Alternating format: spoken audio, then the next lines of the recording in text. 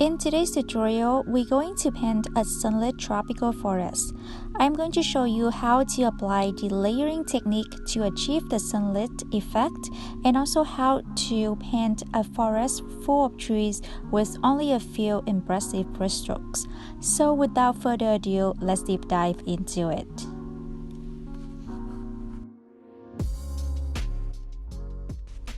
Hello lovely painters, welcome back to my channel. Today's project is fun and approachable for all level painters, so I hope you will get ready and paint along with me. Make sure to watch until the end as I'm going to provide lots of tips and tricks to help you achieve the beautiful sunlit effect in watercolors. To start with, here are the material I'm going to use. I have a small piece of B100% cotton watercolor paper. I'm using Winsor and Newton Cotman pens, and these are round Princeton brush size 4 and 8. First, I'm going to tape down the paper so that I can have a nice clean edges.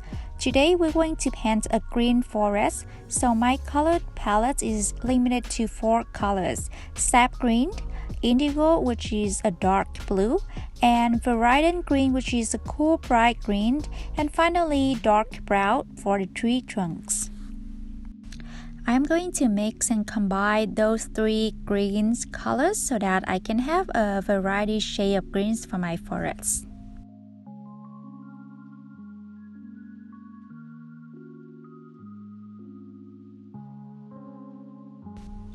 For the first layer, we're going to do wet on wet. So as you can see, I am using a clean brush to wet the paper first and then applying the colors to have a soft blending. I want the 2 top corners of the paper to be darker than other areas and also have a cooler green, so I will use viridian mixed with a bit of sap green, and to make it darker I will apply the Indian on top of it. These areas will reflect the trees in the distance. And here you also notice that instead of pre-mix the color on the palette, I just apply the colors directly on the paper and let them mix together. This method will help me achieve a nice layer with a variety of shades of greens as well. As you move out to the bottom, which will be the front area of the forest, I will use more of the warm sap green. The important thing is to try to keep the middle area to be light as much as you can, as that will be the area where the sun hits. So at some point, if you accidentally make that area too dark, you can go in with a clean damp brush and pick up the pigment while the layer is still wet. So now I'm just gonna apply the colors until I'm happy with how it looks.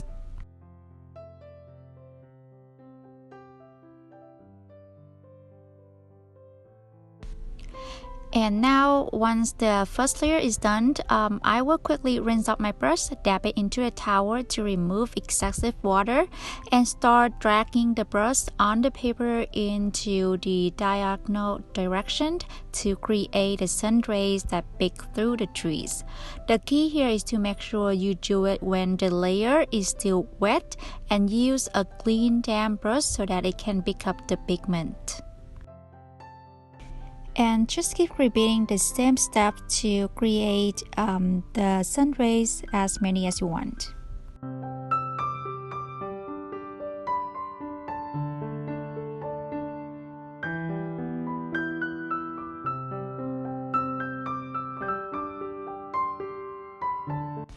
Next step is to paint the tree trunks. For this step, you will need to wait for the paper to be completely dry. I'm going to use dark brown and will mix with different ratio of water to have different values. At this step, I want these trunks to be light to reflect those trees in distance. And now I will start adding the tree trunks in different heights and in random places. For those that overlapped with one of the sun rays we created earlier, I will also use the brush to pick up the pigment where it overlaps to reflect the sunlight hitting on the tree trunks.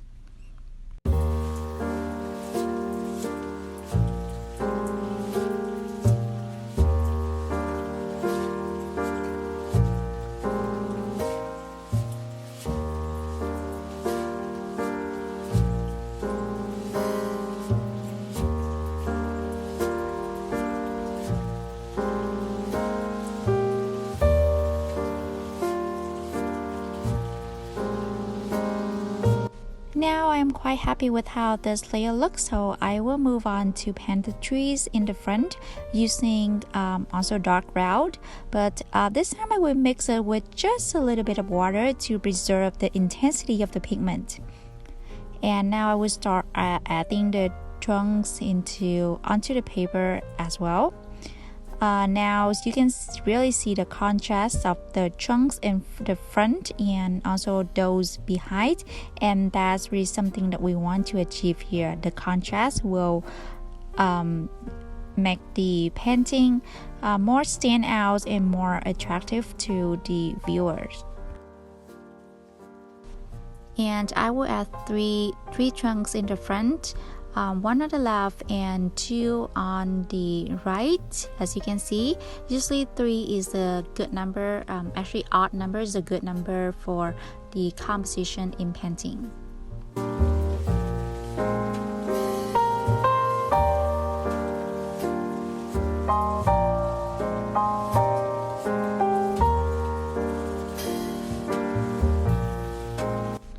And once I'm done with the tree trunks, I will move on and paint the leaves. This painting is actually inspired by one of the palm trees forest that I saw on Pinterest. So in this particular painting, I'm going to paint palm leaves. But if you prefer any different kind of trees, you can also paint whatever you like. Just look up the reference picture of the trees you like and follow the shape. So here we don't actually go in and paint every single leaf for every tree trunks in the painting. We basically create the illusion of a lot of leaves here. So to do that, I am going to apply the layering techniques, which means I am going to apply the first layer with very light value to reflect the leaf of the trees in the distance, and also use a lot of a variant green mixed with sap greens to get a cool greens for the trees, for the leaf in the distance. And as we move forward to the front, we're going to apply another layer of leaf on top of it using a darker values and also using more using warmer greens like sap greens.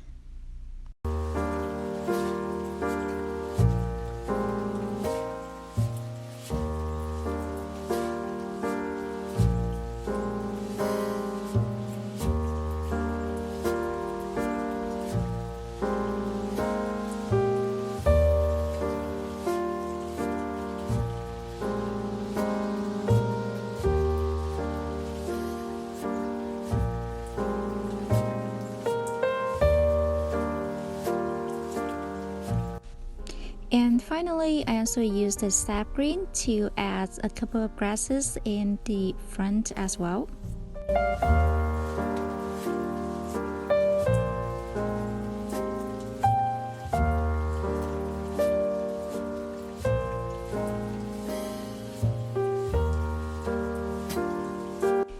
And right here, I also add a couple of some more pigments on both sides to reflect the shadow of those grasses in the distance.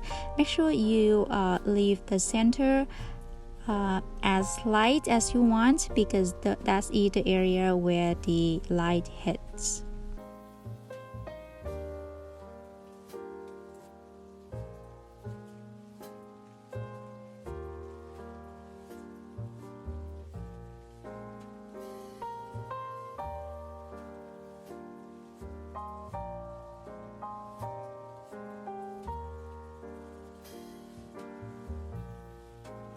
And here I also add a couple of dots to create some kind of texture for the tree trunks as well.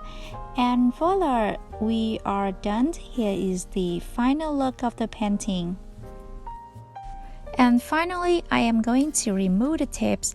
This is probably the most satisfying part to do, as we will see the painting coming together. Alright guys, thank you so much for watching, and if you liked the video today, please don't forget to give me a thumbs up so that my video can reach more people, and don't forget to subscribe to my channel because I will post more tutorials in the upcoming weeks.